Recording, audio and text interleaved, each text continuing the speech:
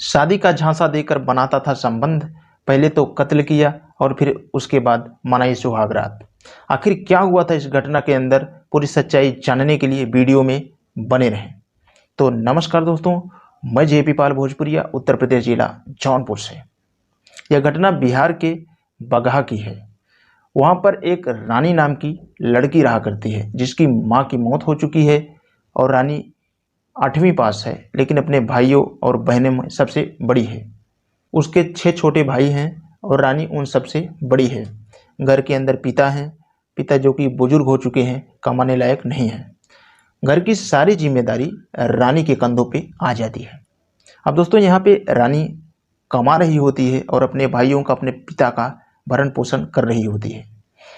एक दिन रानी मार्केट में जाती है सामान लेने के लिए, तो एक लड़का जिसका नाम होता है पप्पू, वह उसकी तरफ देखता है और वो अपना सामान लेकर वापस आ जाती है। दूसरे दिन रानी फिर से जाती है, फिर से वह लड़का उसके तरफ त्राटक विधि से देखता ही रहता है। रानी उससे कहती तो कुछ नहीं है, लेकिन वह सामान लेके अपने घर पे आ जाती है। अब यहाँ से लड़के के मन में प्यार का भूत सवार हो जाता है और वो उसका पीछा करना शुरू कर देता है। ये सिलसिला रोज का हो चुका था।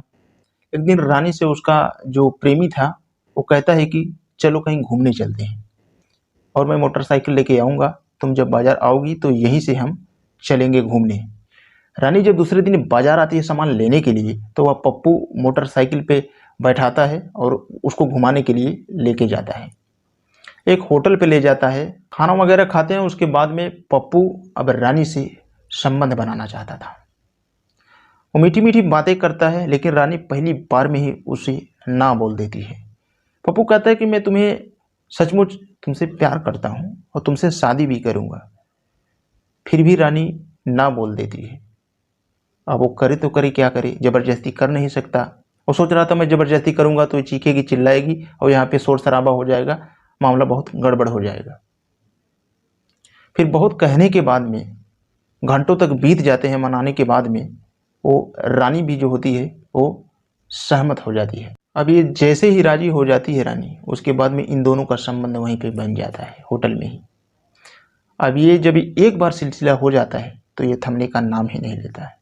अब ये सिलसिला रोज का हो चुका था। अब वह लड़का पप्पू रोज रोज रानी को लेकर आता और रानी बाजार आया करती और ये दोनों एक दूसरे से संबंध बनाते हैं।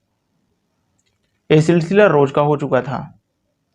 दोस्तों, धीरे धीरे अब रानी के पिता को उसके छोटे भाइयों को भी पता चल जाता है, क्योंकि रानी का जो ये किस्सा था रोज का हो चुका था। और जब पिता को मालूम चलता है तो पिता उसको बैठा करके एकांत में अच्छे से समझाता है कि हमारी बहुत बेइज्जती हो रही है, और कहता है कि बेटी, तू ये जो कर रही है, हमारा गांव में बहुत नाम खराब हो रहा है इससे, तू ये सब मत कर। रानी कहती है कि पापा, मैं उस लड़के से प्यार करती हूँ और वो लड़का मुझी से शादी करेगा।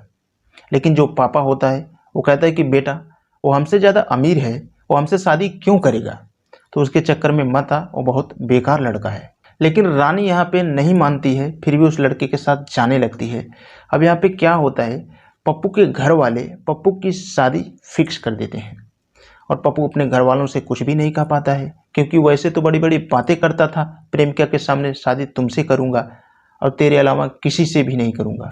अब पप्पू की शादी फिक्स हो जाती है और वो रानी से दूरियां बनाने लगता है।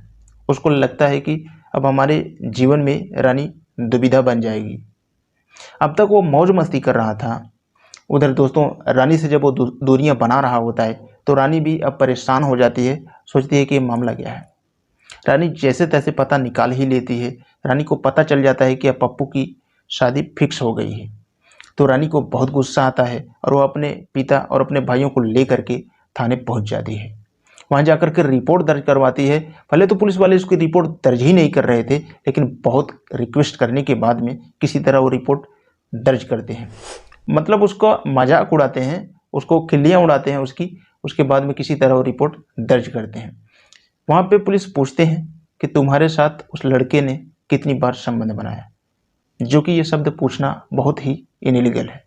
लेकिन पुलिस वाले को वो बताती है कि साहब, इसका कोई नामो निशान ही नहीं है, मैं उसके साथ अब तक कितना संबंध बनाई, मेरे को खुद ही नहीं मालूम है कि मैं उसके साथ कितना बार संबंध बनाई। अब पुलिस इतना बार सुनता है, वह मजाक में ले लेता है और उसके बाद में एक एक बात बोल के उसका मजाक बनाता है। तो पुलिस किसी तरह से रिपोर्ट दर्ज तो करता है लेकिन ठोस कदम नहीं उठाता है। पुलिस ठंडे दिमाग से इसको सोचती है और इसको टाल देती है। अब शादी का दिन आ जाता है और पप्पू अपने घर में शादी की तैयारियां कर रहा था। बारात जाने वाली ही थी। घर के अंदर बहुत सारे मेहमान आ ही गए थे। अब यहाँ पे जो रानी होती है अपने घर वालों से कहती है कि चलो मेरे साथ पप्पू के घर चलते हैं। तो रानी का पिता, उसके भाई और रानी उसके घर पे जाते हैं और उसके बाद रानी वहीं पर बैठ जाती है और वो कहती है कि अब मैं यहाँ से तभी उठूंगी जब तुम मेरे साथ शादी करोगे। जो पप्पू के घर वाले होते हैं वो कहते हैं कि आखिर मामला क्या है। तो रानी कहती है कि तुम्हारे बेटे ने मेरी जिंदगी बर्बाद कर दी। मैं इसकी होने वाली पत्नी हूँ। इसने कस्में और वादे खाए हैं कि मैं 7 जन्मों तक तुम्हारे साथ ही रहूँगा और तुमसे शादी करूँगा। अब दोस्तों यहाँ पे क्या होता है, मामला ताना तानी का हो जाता है, लेकिन रानी वहाँ पर बैठ जाती है, वहाँ से उठती ही नहीं। रानी का पिता और उसका भाई वहाँ से निकल जाते हैं। दोस्तों उसके बाद क्या होता है, फिर पप्पू की शादी में जब पहुँच जाती है तो वहाँ पर झगड़ा तो होता ही है और झगड़े के बाद रानी के पिता और रानी के भाई तो घर ही चले जाते हैं। रानी वहीं पर बैठी हुई है। अब रानी रात को गायब हो जाती है और जो रानी के भाई और पिता हैं वो जब रानी के पास फ़ोन लगाते हैं तो फ़ोन स्विच ऑफ आता है। उनको बड़ी चिंता होती है और फिर वो सीधा पप्पू के घर पे जाते हैं, पूछते हैं कि रानी कहाँ है।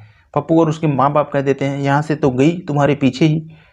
दोस्तों अब पुलिस के पास रानी का पिता फिर से जाता है और अपनी रिपोर्ट दर्ज करवाता है। वहाँ पे रोता है, बहुत बिलखता है और गिड़गिड़ाता है, लेकिन पुलिस वाले कहते हैं कि सुबह होने दो, सुबह देखेंगे क्या मामला है। पिता रोता हुआ अपने घर आ जाता है और वह रानी के पास फ़ोन करता है, लेकिन रानी का फ़ोन स्विच ऑफ था। सुबह जैसे ही होती है तो सुबह पुलिस पप्पू के घर पे जाती है और वहाँ से पप्पू और उसके चाचा और उसके भाई को गिरफ्तार कर लेती है। उसे सख्ती से जब पूछते हैं तो वह कहते हैं कि साहब हम तो रानी को मार करके पड़ोस के जंगलों में दफन कर दिया। यह बात जब पुलिस सुनती है तो पुलिस के पांव तले जमीन खिसक जाती है। उसके बाद पूछा जाता है कि तूने ऐसा क्यों किया। तो वो लड़का बताता है कि ये तो मेरे पीछे ही पड़ गई थी, मैं तो बस मौज मस्ती कर रहा था। मैं सोचा कि बस ऐसे किसी तरह से हम संबंध बनाएंगे, उसके बाद में इसकी शादी होगी, ये अपने घर चली जाएगी और मैं भी अपनी शादी कर लूँगा, लेकिन ये तो पीछे ही पड़ गई थी। इस तरह के अल्फाज जब उसके मुंह से निकलते हैं तो पुलिस वाले भी वहाँ पे सन्न रह जाते हैं। तो दोस्तों यहाँ पर पुलिस उसी जगह पे जाती है, गड्ढे को खोदती है, लाश को निकाला जाता है और जो रानी का पिता होता है वो जोर जोर से रो रहा होता है। वो कह रहा था कि अगर पुलिस शाम को ही एक्शन ले लेती तो शायद मेरी बेटी के साथ ऐसा नहीं होता। सही समय पे एक्शन न लेने के कारण उसकी जान चली जाती है। तो दोस्तों इस वीडियो के बारे में आपका क्या कहना है, आप अपनी राय कमेंट्स में ज़रूर देना। दोस्तों ये कहानी सुनाने का उद्देश्य यही होता है कि अगर आप ऐसी कहानियाँ देखते रहेंगे तो आप कुछ ना कुछ ज़रूर सीखेंगे, ताकि आपके साथ ऐसी घटनाएं कभी ना हो। तो उम्मीद करूंगा इस कहानी से आप कुछ ना कुछ ज़रूर सीखे होंगे। और वीडियो के अंत में बस यही कहना चाहूँगा, अगर आप ऐसा ही वीडियो देखना पसंद करते हैं तो हमारे चैनल को सब्सक्राइब करके बेल का आइकन ऑल पे ज़रूर प्रेस करें, ताकि कोई भी वीडियो लाऊं तो आप तक आसानी से पहुंच सके। तो आज के लिए बस इतना ही। मिलते हैं कल शाम 7 बजे किसी नेक्स्ट क्राइम स्टोरी के साथ।